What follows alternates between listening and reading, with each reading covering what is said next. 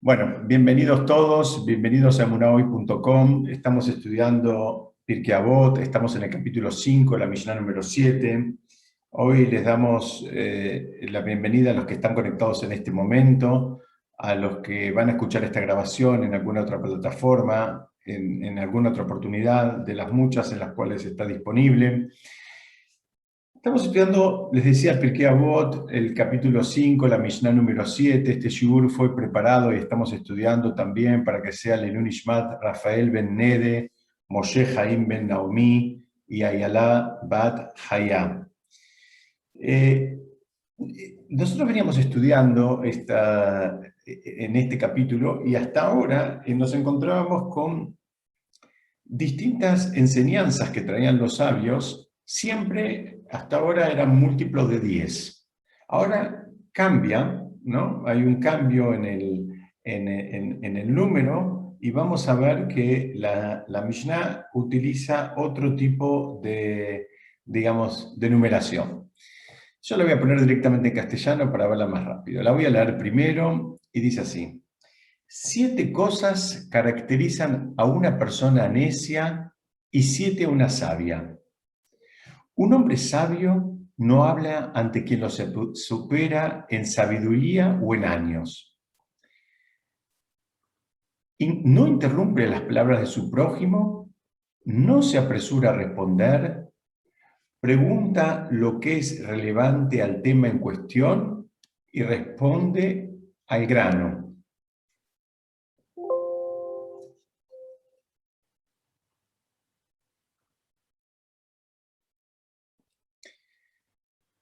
Seguimos. Habla de lo primero, primero, y de lo último, último. Frente a lo que no escuchó, dice no escuché y reconoce la verdad. La inversa de estos caracteriza al necio. Yo la voy a leer de vuelta porque la verdad que es así, lo que se dice en hebreo, el pshat, solamente la traducción literal ya tiene una riqueza muy importante. Vamos despacito y después la vamos a empezar a abrir. La Mishnah dice, 7 cosas caracterizan a una persona necia, pero acá hago una primera detención. Yo usé una de las traducciones más, a mi gusto, más precisas, que es una que es la traducción de Chabad. En realidad, en hebreo, ustedes fíjense que usan una palabra muy distinta, pero les va a sonar familiar, porque en algún momento seguramente la escucharon. Yo voy a poner en hebreo, dice, Shiva de Barim ba golem, un golem. ¿Se acuerdan el golem, la historia del golem, el famoso golem que había hecho el Maral de Praga?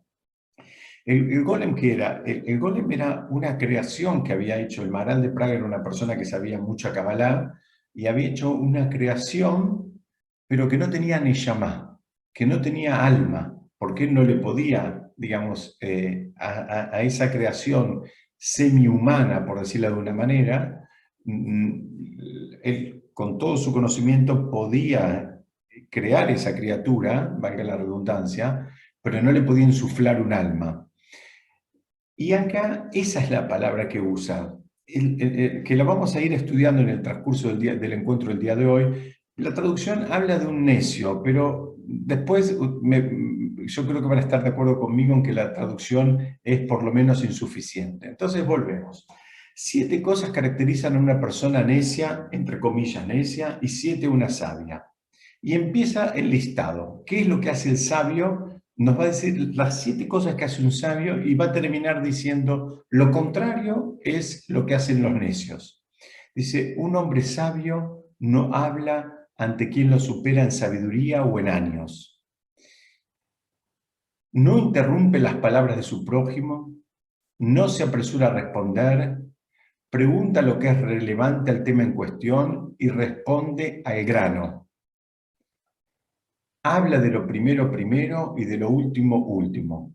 Frente a lo que no escuchó, dice, no escuché, y reconoce la verdad.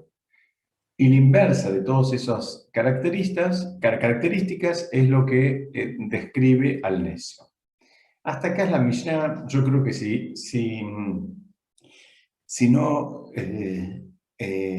digamos, no nos apoyamos en los comentaristas, igual todos vamos a estar de acuerdo en que es maravillosa, digamos, desde el punto de vista de lo que se dice en hebreo, el pshat, el sentido literal, la verdad y digamos, lo más probable es que todos estemos de acuerdo de la descripción que hace de las actitudes que tiene una persona que es una persona sabia. Y la diferencia son las personas que realmente no llegaron al nivel de sabio, al nivel de sabiduría, y ahí, hasta ahí creo que estamos absolutamente todos de acuerdo. Pero vamos a empezar, sabemos que decimos siempre, Shivim Panim la Torah tiene 70 aristas, 70 caras, y vamos además de tomar, digamos, el sentido literal, vamos a tratar de aprender, digamos, algunos mensajes un poquitito más profundos que nos explican nuestros comentaristas. Vamos a tratar de entender por qué habla del número 7, ¿no? Entonces, explican que el número 7 representa el orden y la estructura. Ustedes saben que todo objeto tiene las seis caras, como en un cubo, como tenemos ahí la imagen, ¿no? Las 6 caras que podemos decir adelante, atrás, derecha, izquierda, arriba y abajo, y también tiene un centro que lo que hace es conecta justamente a cada una de esas caras y les da un orden. También explican que ese centro representa a su vez el centro de gravedad.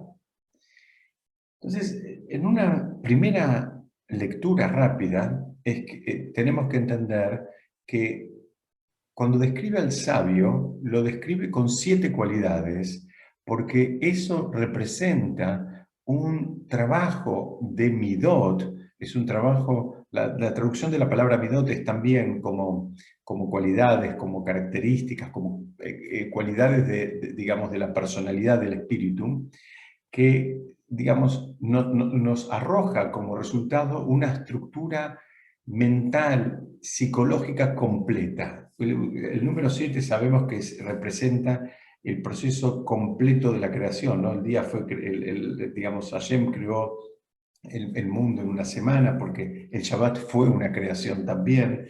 El número 7 representa lo completo, es una unidad, y eso también establece un orden.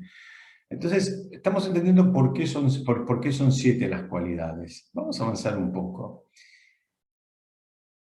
Decía, yo algo me adelanté, les dije que el golem, una traducción es alguien necio, una traducción, si se quiere, un poquito más precisa para lo que queremos estudiar hoy, es una persona que está en modo, con respeto lo voy a decir, pero en modo bruto, en el sentido de que le falta refinamiento. El sentido es que es como cuando uno tiene una materia prima que después la tiene que trabajar como para llegar al objeto final deseado, ¿no? Uno tiene una madera, pero después, bueno, la tiene que cortar, la tiene que lijar, la tiene que cepillar, la tiene que barnizar y después va a tener una mesa como a él le gusta y lista como para ser utilizada. Mientras tanto, lo que tiene es una materia prima, tiene un recurso que todavía le falta, digamos, pasar por varios procesos como para llegar a estar en condiciones de ser utilizado. De la misma manera, dice el Maharal de Praga, cuando habla del golem se refiere a una persona que está en un estado bruto, o sea, como equivalente a esa materia prima que le falta ser trabajada. El famoso golem que hizo el Maharal de Praga, era una creación que no tenía ni llamá, es decir, le faltaba el alma, era lo más parecido a un ser humano, de hecho obedecía y hacía determinadas, digamos, tareas que el Maharal de Praga le encomendaba, pero por el otro lado, él, al no tener Neshama, no tenía manera de mejorar, digamos, de refinarse sus cualidades. ¿Por qué? Porque era eso, era la materia únicamente. Entonces, la Mishnah, tenemos que entender que empieza hablando del golem, que insisto, ¿no? Como es aquel que está en estado bruto, en estado sin refinar, porque la idea de esta Mishnah y la idea de todo este libro es enseñarnos a terminar digamos, convirtiéndonos en un mensch, en una persona, no en un golem. Entonces, para eso, digamos, tenemos que entender cuáles son las características que, digamos, a las cuales debemos aspirar para convertirnos en una persona, digamos, en palabras de la Mishnah, en una persona sabia, y empieza diciendo, cuidado con lo que es el golem, porque el golem es el bruto, el que nosotros no queremos tener nada que ver con eso. Es muy interesante y es importante tener en claro que estas 7 características son necesarias para que la persona se termine convirtiendo en una persona sabia, pero no son suficientes. Es decir, después hace falta un montón de otras cosas. No todo aquel que, digamos, logró refinarse de acuerdo a las características de esta Mishnah merece ser llamado un sabio, ¿no? El concepto de sabiduría en la Torá es un concepto muy, muy vasto, muy complejo, y tenemos que saber que es condición necesaria, pero no suficiente. ¿Necesitamos por lo menos estas 7? Sí, las necesitamos. ¿Con esto me alcanza? Y no, hay que seguir trabajando. Y también es lindo porque la Mishnah elige hablar del sabio, porque la Mishnah enuncia, pero después se concentra todo en el sabio. ¿Por qué? Porque esto es algo también lindo como para copiar. La Mishnah elige hablar en términos positivos, ¿no? Entonces dice, bueno, lo contrario es el golem, pero el listado y digamos, y los detalles los marca más en relación a cosas buenas, a cosas lindas. Eso también es muy importante incorporar lo que se llama un lenguaje positivo, un lenguaje limpio en nuestra vida. Hay muchas cosas que las podemos decir, digamos, desde el punto de vista positivo o desde el punto de vista contrario, y uno debería elegir siempre remarcar, singularizar, puntualizar las cosas positivas y no quedarse con algunas cosas que a veces sí son negativas, pero no es necesario, digamos, extenderse o repetirlas, digamos, en demasía. Vamos a ir entrando un poquitito más en cada una, así vamos a tratar de entender. Al principio dice, un hombre sabio no habla ante quien lo supera en sabiduría, que hay un error, perdón, o en años. Es interesante saber que la Mishnah está diciendo, mira, mismo que, eh, que si el que lo supera en sabiduría es más joven, tampoco habla. Es decir, acá fíjense qué fascinante es cómo los sabios de la Mishnah valoraban la sabiduría. Y valoraban la sabiduría como, digamos, como máxima aspiración, y la respetaban y la honraban en todas condiciones. Acá no te dice, un hombre sabio no habla ante quien lo supera en dinero, ¿no? O lo supera en estatus social. Acá te dice, mira, si encontraste uno que es más sabio que vos, callate la boca y escuchá. Eso es lo que está diciendo acá, que es algo súper fuerte, porque también estamos hablando a veces de dos sabios que están interactuando. Y el segundo concepto tan importante es que tampoco habla frente a los mayores. Y aún que este sabio se considere más sabio que el mayor que está enfrente a él. ¿Por qué? Porque dice, los mayores tienen la sabiduría de los años. Digamos, tal vez no tengan la sabiduría de los libros o del conocimiento, o tal vez ni siquiera la sabiduría del trabajo de Midot, del trabajo de las cualidades personales. Dice, pero tienen la sabiduría de los años, la experiencia aporta, y claro que aporta, una dosis importante de sabiduría y se la reconocemos. Entonces dice, el otro reconoce que todavía le falta recorrer el camino que la persona más anciana ya recorrió, entonces también se queda callado y escucha. Fíjense qué pautas, ¿no?, que marca esta Mishnah. Tampoco este concepto de cuando dice tampoco se apura en dar su opinión, sino que él espera que el sabio primero dé la suya, y solo si tiene algo que aportar, él va a hablar después, ¿no? O sea, Acá creo que es algo que lamentablemente en nuestra generación se hizo muy común, que todo el mundo opina de todo y todo el mundo habla de todo, pero a veces hay muy pocas personas que realmente saben de ese tema, y el trabajo es reconocer dónde uno está parado, qué es lo que uno sabe, qué es lo que uno no sabe, y dejar hablar a los que saben del tema. Dicen que el sabio, o mejor dicho, la persona, digamos, que está trabajando esta cualidad, solamente va a va a hablar si tiene una pregunta. Y la pregunta la tiene que hacer, porque ya estudiamos, ya hace un par de años, pero es una misión en el capítulo 2, ahora estamos en el capítulo 5, que también Pirkei Avot nos dice, mira, cuidado, porque el vergonzoso no aprende.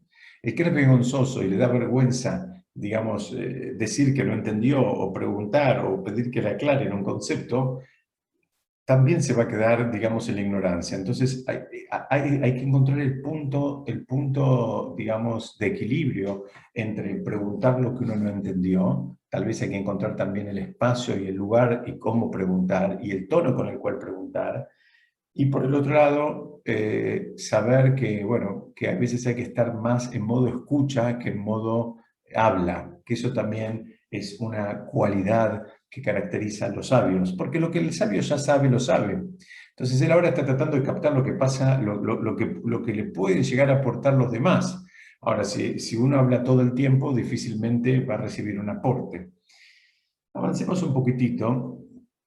Eh, Y dice, no interrumpe las palabras de su prójimo, no se apresura a responder, pregunta lo que es relevante al tema en cuestión y responde al grano. Esto también porque por un lado parece algo simple lo que está diciendo la Mishnah. Claro que es algo simple, pero por otro lado denota un orden mental, ¿no? O sea, estás tratando de hablar de un tema, no saltes a otro tema. Estamos tratando de resolver el tema de la alfombra que vamos a poner no sé, en el hall del edificio. Ahora no saltes a hablar de las vacaciones del encargado. Ahora estamos definiendo la alfombra, estamos definiendo el revestimiento. Después, cuando tengamos que hablar de las vacaciones del encargado, bueno, ahí estaremos en otro tema. Estas son características del sabio, porque el sabio, para ser sabio, necesita tener también un orden y una estructura mental. Y el que empieza a mezclar los temas y salta de un tema a otro, porque me acordé ahora, porque me voy a olvidar y demás, lo único que hace es ruido y saca de foco a todos los que participan en esa conversación. Es interesante porque cada una de estas características que están en esta imagen que estoy compartiendo con ustedes, estas de no interrumpir las palabras del prójimo, no apresurarse a responder, pregunta lo que es relevante al tema en cuestión. O sea, estoy concentrado en lo que estamos hablando y pregunto de ese tema, no del clima, ni salto a ningún otro tema, y respondo al grano. Me preguntaron una cosa, contesto una cosa. Me hicieron una pregunta de 1 centímetro, doy una respuesta de 1 centímetro, no de 1 kilómetro.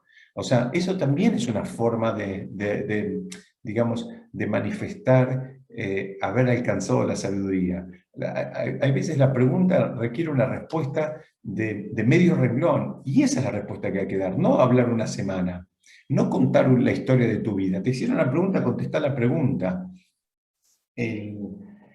Explican que cada una de estas digamos, cualidades que están mencionadas acá son en sí mismas una característica, pero lo interesante es que en general una lleva a la otra, para el lado positivo y para el lado contrario también. Es decir, una persona, digamos, se van concatenando. Una persona que no interrumpe las palabras de su prójimo posiblemente tampoco se va a apresurar a responder, y seguramente va a preguntar lo que es relevante al tema en cuestión y responde al grano.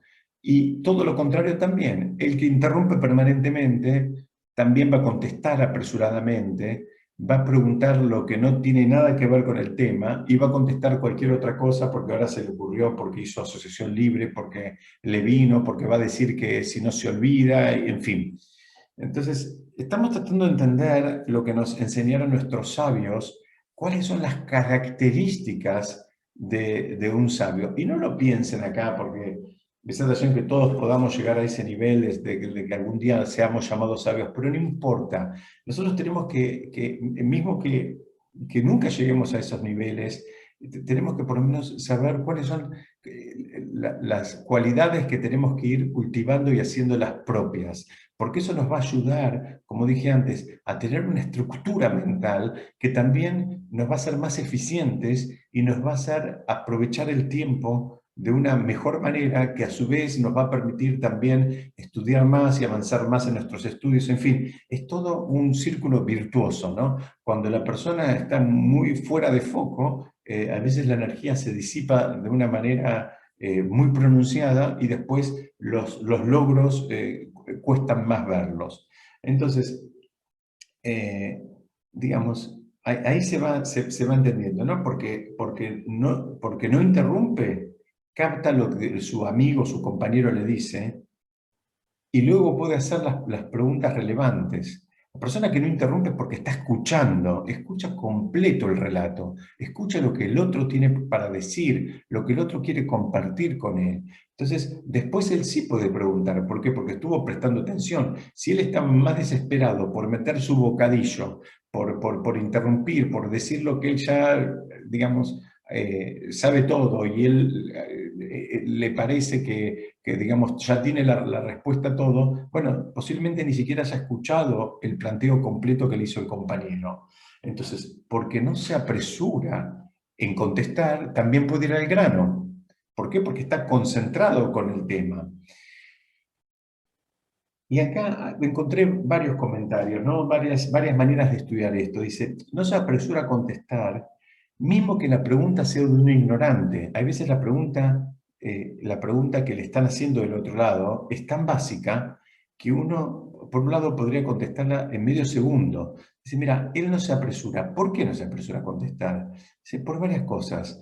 Porque hay veces cuando uno contesta muy rápido, parecería que lo que el otro preguntó es una pavada, que ni siquiera me hace pensar. Es como una manera también de respeto hacia el otro. Posiblemente lo que preguntó es una pavada, pero el otro está en ese nivel, en este momento, y necesita una respuesta, no que lo hagan sentir miserable. Entonces el sabio también a veces se toma tiempo. Una vez una persona me contó que había tenido una cuestión, digamos, de una halajá, de una ley judía en términos de la cocina, del manejo de la cocina, una mujer, que ella había cometido un error. Y ella me contó que una vez cuando le hizo la pregunta a un rab, el rab le dijo, no, me tuve que fijar como en 6 libros a ver cuál era la respuesta. Y ella me dice, yo sé que no se tuvo que fijar en 6 libros. Él lo hizo para hacerme sentir a mí. Ella le casó la onda, dijo que mi error no era un error, digamos, de gente tonta, sino que tenía también una profundidad y que algunos no lo ven como un error, en fin. Esta también es una manera, ¿no?, de tener vínculos sanos. ¿Cómo haces sentir al otro cuando te hace una pregunta? En cualquier tema, en cualquier disciplina, en cualquier circunstancia. Puede ser tu hijo, tu esposa, tu empleado, tu jefe, tu alumno, en cualquier tema. Dice, entonces, si le contestas rápidamente, le escupís la respuesta y lo haces sentir un papa frita, bueno, lo más probable es que él se va a sentir como que no vale, ¿no? Y ese no es el trabajo, no es el trabajo de nadie, no es la idea que nadie se sienta mal en ningún contexto cuando está tratando de aprender. Entonces, si el docente quiere construir sabios, si el docente realmente quiere fabricar personas espiritualmente elevadas, debe generar un espacio donde puedan preguntar sin que nadie se sienta mal, aunque lo que pregunten sea una pavada, aunque lo que pregunten para el docente sea una pavada, pero para el otro no es una pavada, por eso lo preguntan. Por eso también se dan situaciones donde mucha gente termina consultando cosas con amigos y con pares, y no en este caso que estoy compartiendo ahora, no con rabinos, porque tienen miedo del juicio que va a hacer el rabino, donde se supondría que eso él ya lo debería saber, pero en realidad no lo sabe. Entonces después funciona mucho la consulta entre pares, mucho más que la consulta entre digamos, el alumno y el rabino. ¿Por qué? Porque no se generó un espacio donde se pueda preguntar con calma y con relajación. Otra forma de estudiar este concepto de que no se apresura a responder, dice, ¿sabes por qué? Porque él no siente la ansiedad de equivocarse. A veces cuando uno contesta rápido, es como que quiere contestar antes de que se le vaya la respuesta que le vino ahora a la cabeza. Él no quiere sacarse la pregunta de encima, ¿no? Porque si no la sabe la respuesta va a decir, mira, no la sé y no pasa nada, no es la muerte de nadie, la tendré que consultar, estudiar, profundizar y punto. Entonces, la persona que está más relajada no tiene problema en tomarse un tiempito, o tomarse unos minutos, unos segundos, o inclusive horas o días para dar una respuesta. ¿Por qué? Porque él no tiene esa presión de que él tiene que saber todo y anticiparse a todo y entender todo. Él puede pensarlo, meditarlo, decir, mira, no sé la respuesta, tengo que profundizar, tengo que averiguar, tengo que, en fin, me falta. Y no es la muerte de nadie. En cambio, el otro se apresura a responder porque tiene esa ansiedad como de sacarse la pregunta encima como si fuera digamos, que recibió un penal y él sacó la pelota afuera y atajó el penal. Acá no hay que atajar un penal, estamos, digamos, tratando de ver cómo es la manera, digamos, elevada de interactuar de las personas para que todo el mundo pueda crecer sin nadie sentirse mal, sin nadie sentirse ofendido o menospreciado. Eso es lo que estamos tratando de ver en esta Mishnah. Entonces, si hacemos un pequeño resumen, vamos a ver acá que esta Mishnah habla de la relación del sabio con tres grupos, ¿no? La Mishnah está hablando de la relación del sabio con tres grupos.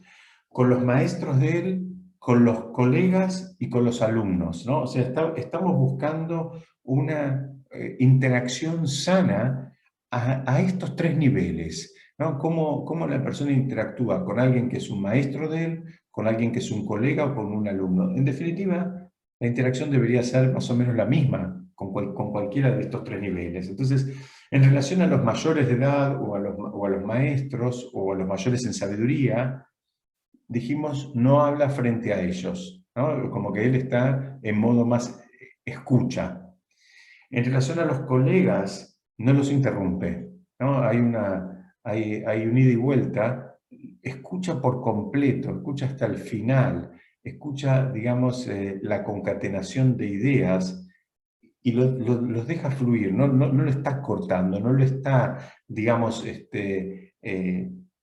como se dice muchas veces, apurando, no lo está apretando. Él está escuchando, primero escucha por completo.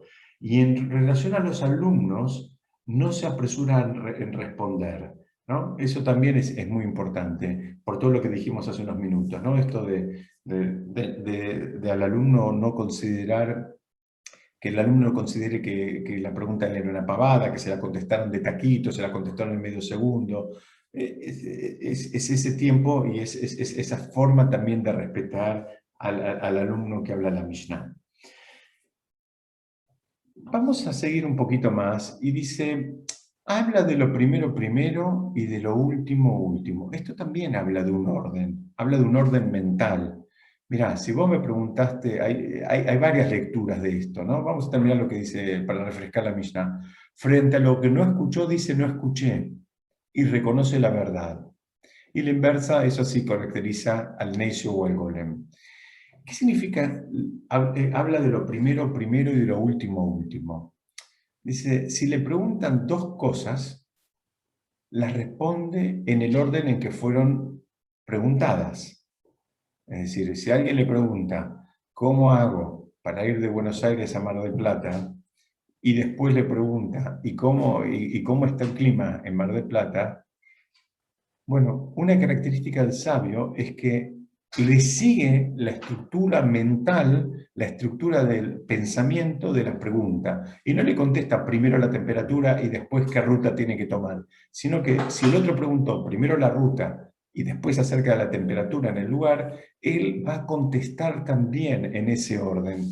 Parece tal vez un chiste o parece algo menor, pero no lo es. Es justamente es la forma en que se puede, digamos, crecer. En el estudio funciona así. Si estás tratando de entender un tema que va concatenado con un tema A que va concatenado con el tema B, muy bien, tenés que ver primero A y después tenés que ver B. No te saltees las cosas y no le cambies el orden al otro, porque el otro, que puede ser un colega o puede ser un alumno o puede ser inclusive un maestro, no importa con quién está, el otro también, digamos, merece que le contestes en orden porque lo acompañás en su línea de pensamiento. Si él hizo las preguntas en este orden, lo más probable es que quiera recibir las respuestas en ese orden también. ¿Ok? Entonces, esta es una forma de estudiarlo. Otra forma de estudiar con respecto a esto primero y lo último es que si varias personas le hicieron preguntas al mismo tiempo, el sabio responde por orden de recibidas las preguntas. O sea, no favorece a nadie, no le importa si el que hizo la primera pregunta es un alumno de primer grado y el que hizo la 10ª pregunta es un alumno de nivel terciario, no importa. Acá estamos, es una forma también de respetar, es de acuerdo al orden de llegada, por decirlo de alguna manera, ¿no? Entonces, él no considera ni elige a ninguna pregunta por sobre la otra, sino simplemente respeta el orden de formulación. Cuanto más relajados nos sentimos todos en todos los contextos cuando sentimos que hay un orden que se respeta, ¿no? Vamos a una verdulería y sacaste un número y sabes que se respeta el número, estás mucho más relajado que si vos ves que la gente viene y atienden a este porque lo conocen y al otro porque es amigo y al otro porque es vecino. En fin, el orden hace que todos nos sintamos más relajados, como que disfrutemos más y bajemos la guardia en ese sentido. Entonces, acá dice el sabio acompaña ese orden. El sabio se sube a ese orden y actúa de acuerdo al orden en que las cosas pasaron. Entonces, una vez más, está hablando de un orden mental que facilita el análisis, entonces no dispersa. El orden ayuda a que lo que se planteó se entienda. Otra forma de estudiar este concepto de lo primero y lo último, fíjense los comentaristas cómo le encuentran una vuelta de rosca, ahora lo estudian de otra manera, dice, es una forma de entender que este es un concepto muy de la Torá, ¿no? Que las primeras generaciones, o mejor dicho, las generaciones, el concepto como lo plantea el Talmud es así, toda generación que fue más cercana a Moshe y a la entrega de la Torá es más elevada que la que está inmediatamente posterior, porque está más alejado de ese tiempo. Es decir, ellos son las personas que estuvieron más cerca, que interactuaron con Moshe, que recibieron la Torá en Har Sinai, tienen un nivel muy superior a una generación que vino después, que eran los hijos, que a su vez tienen un nivel muy superior a los nietos, y que a su vez tienen un nivel muy superior a los bisnietos, en fin. Es decir, en el mundo de la Torá se reconoce, inclusive en el Talmud, hay cosas que un sabio de una generación no discute o no cuestiona enseñanzas de un sabio de una generación anterior. ¿Por qué? Porque de por sí ya se considera al sabio de la generación anterior en un nivel superior al sabio de la generación actual. Por más que los dos son sabios y nosotros no tenemos un sabiómetro como para poder evaluar, ¿no? Cuál es más sabio que cuál. Esto muchas veces lo comparan con grandes montañas, ¿no? Entonces, si vos tenés una cadena montañosa de montañas de miles de metros de altura y vos estás parado en la base y te dicen cuál es más alta que cuál y vos no sabés, hoy nosotros sabemos porque tenemos, digamos, la información enciclopédica que te dice que esta mide 8.848 metros y la otra mide 6.500, pero si vos no supieras si estás paradito en la base de las montañas, vos no tendrías elementos como para asegurar cuál de las dos montañas es más alta que la otra. De la misma manera pasa con los sabios. Nadie tiene una forma de saber qué es lo que hay adentro de la cabeza, del corazón, y, digamos, de otra persona en comparación a un segundo. Pero aún así, si sabemos que es de una generación anterior, ya de por sí, de acuerdo a una pauta que establece el Talmud, digamos, le reconocemos un nivel más elevado, simplemente porque está más cerca de la fuente, ¿no? Está más cerca en años de la fuente que es la recepción de la Torá y Moshe mismo. Entonces, acá lo que está diciendo es, habla de lo primero primero y de lo último lo último. Hay cosas que él reconoce, ¿no? De dónde viene, entonces cuál es la fuente, y hay cosas que tienen una fuente más primigenia y hay otras cosas que tienen una fuente más novedosa. Entonces, y cuando dice, y lo que no escuchó, dice, no escuché. ¿De escuché de quién? Dice, no escuché de los maestros, no escuché que me hayan dicho eso. Eso también es un concepto, porque a veces a todos nosotros nos puede pasar que se nos ocurra alguna idea novedosa en relación al estudio de Torah. Y Baruch Hashem, y mil veces y en todas generaciones pasa eso. Digamos, es mucho más frecuente de lo que ustedes se imaginan.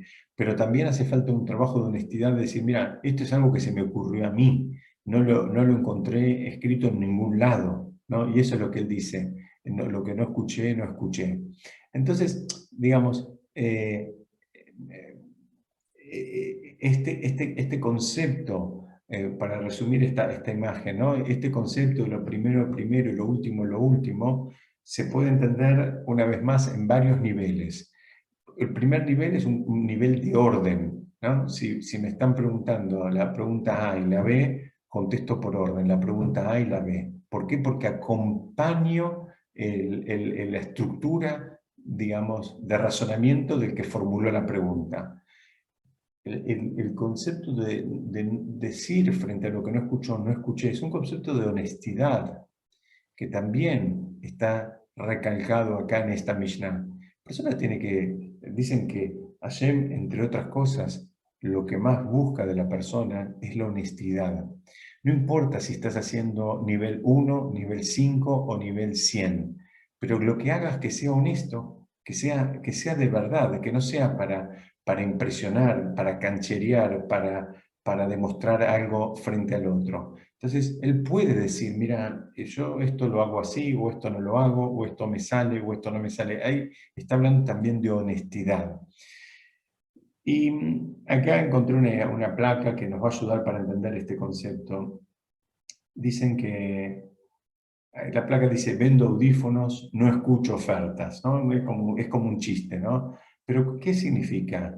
Eh, una vez más, es honestidad. No hay pose, ¿no? Dice la verdad, no pretende mostrar que sabe más de lo que sabe en realidad, ¿no? Es lo que él está diciendo, esto es la verdad, no, punto, no le des más vuelta. Y no teme decir, no entendí algo.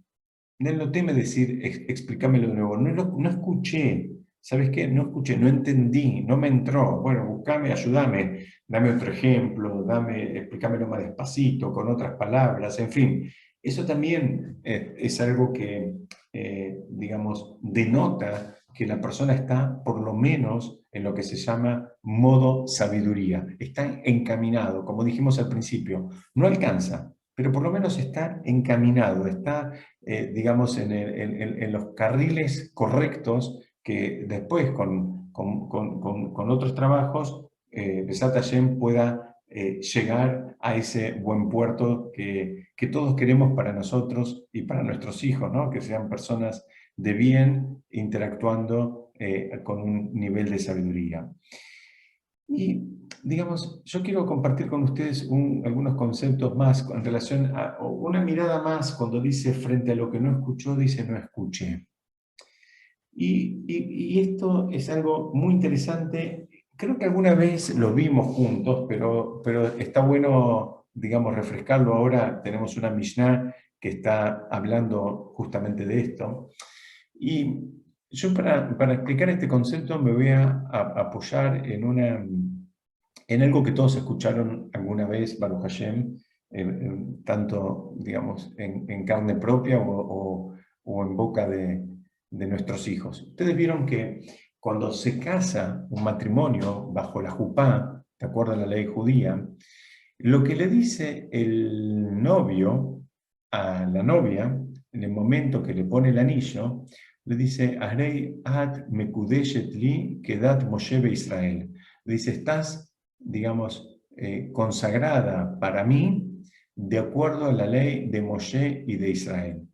Y hay, digamos, una pregunta clásica con respecto a esto, es por qué se dice que estás consagrada de acuerdo a la ley de Moshe y de Israel, que es algo que no se repite en ningún otro contexto. O sea, uno no dice, bueno, pongo la mezuzá de acuerdo a la ley de Moshe y de Israel. No dice, no sé, voy a hacer la verajá del pan de acuerdo a la ley de Moshe de Israel. No dice, me pongo los tefilín de acuerdo a la ley de Moshe de Israel. Entonces, el Gaón de Vilna, él pregunta, ¿por qué el nusach, por qué el ritual, digamos, para una boda justamente, establece esa expresión de decir que lo que voy a hacer, o que ahora vos vas a estar consagrada para mí con este anillo, de acuerdo a la ley de Moshe de Israel, y no lo dice en ningún otro contexto de mitzvot? Entonces, el concepto, explica el Gaón de Vilna, tiene que ver con una forma, entre comillas, es una alajá de cuando uno estudia Torah.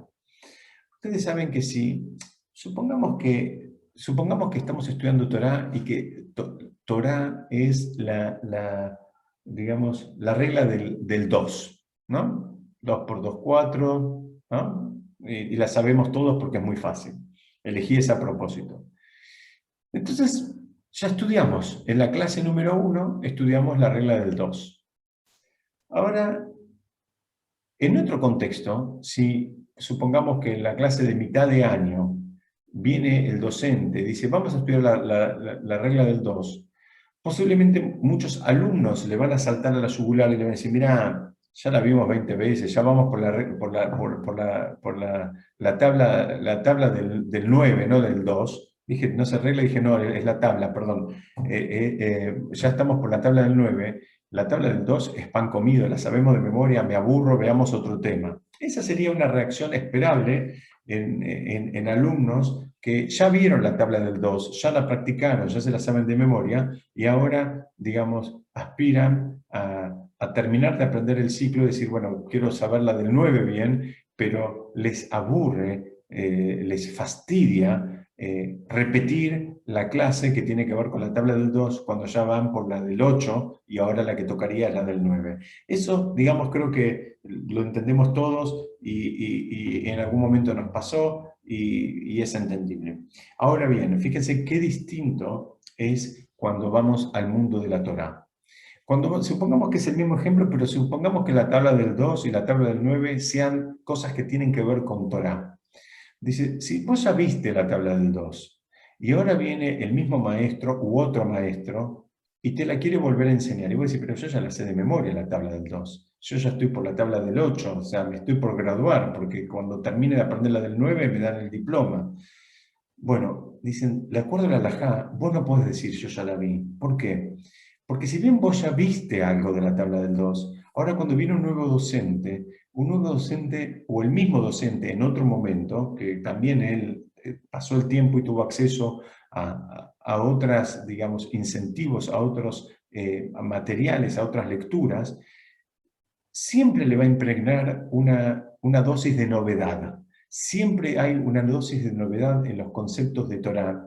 Por más que vos ya lo escuchaste o ya lo sabés el concepto, pero a veces la novedad está en la forma en que lo presenta, en la forma en que lo plantea, en los silencios que hace, en las pausas que hace, en cómo remata la historia. Vos podés aprender un montón de cosas, mismo que vos, si se quiere, el concepto central lo tengas.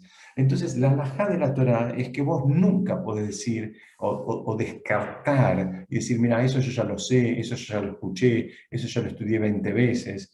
No importa. ¿Por qué? Porque el sabio se caracteriza por decir frente a lo que no escuchó, no lo escuché. A este docente, en este momento, en este contexto, no lo escuché nunca. Entonces lo escucho porque seguramente va a tener un aporte valioso a partir de la presentación del concepto, que yo sí ya lo conozco, pero no importa. Vamos a ver cómo lo presenta, cómo lo defiende, cómo lo explica, qué ejemplos utiliza. En fin, hay mucho que vos podés seguir aprendiendo a pesar de que vos ya sepas el concepto. Entonces la halajá es que vos nunca podés decir, no, no quiero estudiar esto porque ya lo sé, porque en realidad, por más que vos sepas la idea básica, seguramente tenés un montón que podés seguir aprendiendo en relación a ese concepto y ahora tenés la oportunidad. Entonces vos, como es Torah, vos no la podés descartar, vos no podés decir, mira, no me interesa, no lo quiero aprender, no podés tener esa actitud. Entonces, para redondear la idea, en la mismim Semajupá decimos, de acuerdo a la Torá, a la ley de la Torá de Moshe y de Israel, porque la ley de la Torá de Moshe y de Israel es que vos, digamos, tenés que encontrar la novedad permanentemente en el concepto que te están tratando de enseñar o que vos estás tratando de estudiar, aunque vos el concepto, como dije recién, básico ya lo domines. Y eso es el deseo que se hace bajo la mismísima Jupá, porque lo que se le está tratando, digamos, de enseñar y de inculcar a los novios es que tienen que vivir una vida donde puedan encontrar en esa relación una novedad permanente. Por supuesto van a ser los mismos que se van a sentar a desayunar, a almorzar y a cenar, posiblemente y Besat Hashem durante el resto de sus vidas, pero está en ellos tener la misma actitud que se requiere para el estudio de Torah justamente para construir su matrimonio. Y acá está hablando de lo mismo. Cuando dice, frente a lo escuchó, dice no escuché. ¿Qué significa? Él domina el concepto, pero él está, digamos, en modo sabio, que significa en modo Torah, que significa en modo tratar de captar y encontrar la novedad aún en algo que yo ya conozco y ya sé. Fíjense, de ahí extrapolan el concepto y se lo hacen decir a todos los novios de toda la humanidad en el momento de la jupá, porque dicen eso también es un concepto necesario para construir matrimonios sanos y que puedan encontrar, digamos, en el mismo que es algo hiperfrecuente estar el marido con la mujer, aún así encontrar esa arista de novedad. Para terminar, quiero apoyarme en algunas, en la visión del Rab Twersky de esta misma Mishnah, donde él dice, mira, simplemente él encuentra en las malas cualidades de esta Mishnah que todas ellas tienen una raíz en común, que es la falta de autoestima. Lo que dice el Rab Twersky es, digamos, a partir de que hay una falta de autoestima, la persona, digamos, entra en un déficit de autovaloración y, digamos, en definitiva, cada uno termina actuando de acuerdo a la imagen que cada uno tiene de sí mismo. Y si una persona tiene una imagen de sí mismo pobre, difícilmente va a aspirar a cosas grandes, a cosas valiosas, porque él ya de por sí se va a boicotear y va a decir, bueno, eso no es para mí, eso está digamos, en otra liga, está fuera de mi alcance. Entonces, dice, el Ram Twersky dice, la Mishnah se refiere a un golem que es, como estudiamos hasta ahora, es alguien que está incompleto, le falta algo. ¿Qué es lo que le falta al golem? Dice el Ram Twersky. ¿Sabes qué le falta? Le falta la autoestima. Entonces, son todas esas cualidades que menciona esta Mishnah, son esas manifestaciones de un sistema de defensa donde él intenta verse como alguien que no es. Entonces, ¿cómo funciona esto? Él interrumpe porque él quiere mostrar como que él ya sabe lo que el otro le quiere decir, ¿no? Entonces, mira, yo no tengo nada que escuchar ni nada que aprender de vos porque yo ya lo sé. Entonces te interrumpo, ni siquiera te dejo desarrollar la idea porque ¿sabes qué? Cuando vos vas, yo estoy volviendo. Pero no es verdad. Esto lo hace como un sistema, como un mecanismo de defensa que supuestamente lo va a dejar en un lugar mejor parado de lo que él realmente se siente. Y sigue, dice, se apresuran a contestar. ¿Por qué? Porque él sabe todo. No necesita debatir con nadie, no necesita intercambiar ideas. A veces no hay una pregunta y una respuesta. Hay una pregunta, hay un ida y vuelta, y entre los dos se termina llegando a una respuesta. Esa es la forma de estudiar. Él no necesita ese debate, porque él solo ya sabe todo, entonces vos me preguntás, yo te bombardeo con la respuesta porque no necesito de vos ni de lo que vos sabés, porque yo ya sé todo. Dice, él está tan centrado en sí mismo que no puede concentrarse en lo que le dicen los demás, ¿no? Porque él está muy apurado en decir lo que él tiene para decir, que insisto, va a sostener la imagen que él quiere que los demás tengan del mismo, que no condice con la que él mismo tiene de sí mismo. Nunca escucha por completo, porque en definitiva no interactúa. Él simplemente expone. Los demás que hagan lo que quieran. Él está fuera de ese tipo de relación. No puede permitir que haya algo que no sepa, por lo tanto no puede reconocer la verdad, porque él, digamos, si fuese así, él ya lo sabría. Como él no lo puede, no entiende cómo funciona esto. Y por último, digamos, él está tan absorbido en mantener esa imagen del mismo que él, digamos, construyó y ahora la tiene que sostener para digamos, disimular la falta de autoestima que él realmente tiene, que entonces él no puede ni siquiera reconocer la verdad, porque reconocer la verdad implicaría que se le venga abajo toda esta estructura. Entonces, vemos ahora como toda esta Mishnah, digamos, está hablando de nada más de... qué lindo, perdón. Qué lindo mensaje el de Matilde. Dice que después de estudiar esta Mishnah no va a preguntar más. Podés preguntar, porque este es el espacio para preguntar, no hay ningún problema. Todos podemos preguntar, no hay ningún problema con eso. El problema, creo que lo estudiamos en alguna vez, lo estudiamos más en relación a la edad de Pesaj. El problema muchas veces cuando uno pregunta es realmente para qué pregunta, cómo pregunta, si realmente pregunta para saber, o hay veces hay gente que pregunta para desafiar, ¿no? Que para molestar. Creo que todos nosotros en alguna, digamos, interacción, en cualquier actividad nuestra, nos encontramos con gente que pregunta porque quiere saber o gente que pregunta porque quiere desafiar, porque quiere molestar, ¿no? Cuando la actitud es sana y es pura, no hay ningún problema en preguntar y se puede preguntar digamos, y es la manera de terminar aprendiendo y terminar creciendo. Pero fíjense cómo esta Mishnah, que como dije al principio, el enunciado creo que a todos nosotros nos parece fascinante porque es muy contundente, muy claro. Cuando uno la estudia, digamos, con los comentaristas, también encuentra, digamos, un valor enriquecedor y empezamos a entender, digamos, cuáles son las condiciones, cuáles son los condimentos que tenemos que tener en nuestras propias vidas para llegar a, digamos, a ese nivel, como habla la Mishnah, a llegar al nivel de alguien que se siente completo, que está completo. Entonces ya, digamos, sus interacciones son mucho más sanas. Bueno, hasta acá era lo que yo quería compartir con ustedes. Si alguien quiere hacer alguna pregunta, no hay ningún problema. Este es el espacio para las preguntas, no hay ningún problema. Está abierto, que nadie se sienta mal y estoy acá a disposición.